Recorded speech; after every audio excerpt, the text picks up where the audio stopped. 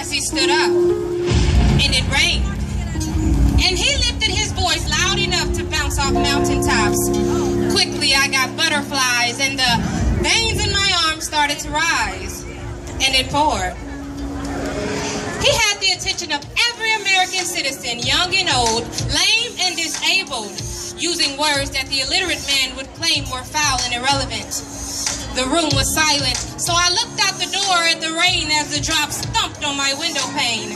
I could see the people chanting with pride. Some even had tears in their eyes as they stared into his face.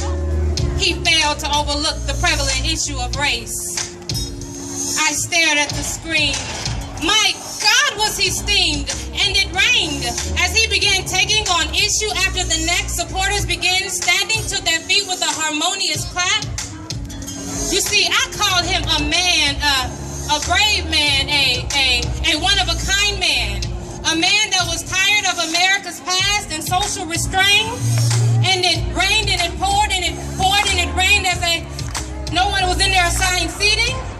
And this man was powerful with words, and his voice deepened, and his passionate spirit took hold on every listening heart as I thought about our grandmothers and our grandfathers and our ancestors and our forefathers and our racial past of hatred and segregation and white pride, as well as whites-only pies and destruction and obstruction and not being able to walk through some doors.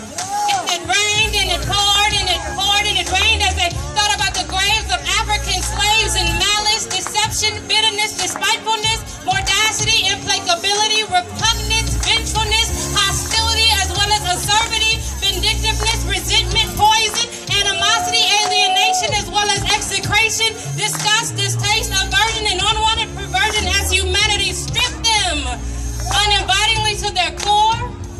And it rained and it poured and it poured and it rained and it rained and it poured and it poured and it rained and it rained until finally the rain stopped, slowly began to drain, and every U.S. citizen's face was pale and refrained. Why? Because Barack Hussein Obama, who is now our president, he has brought change.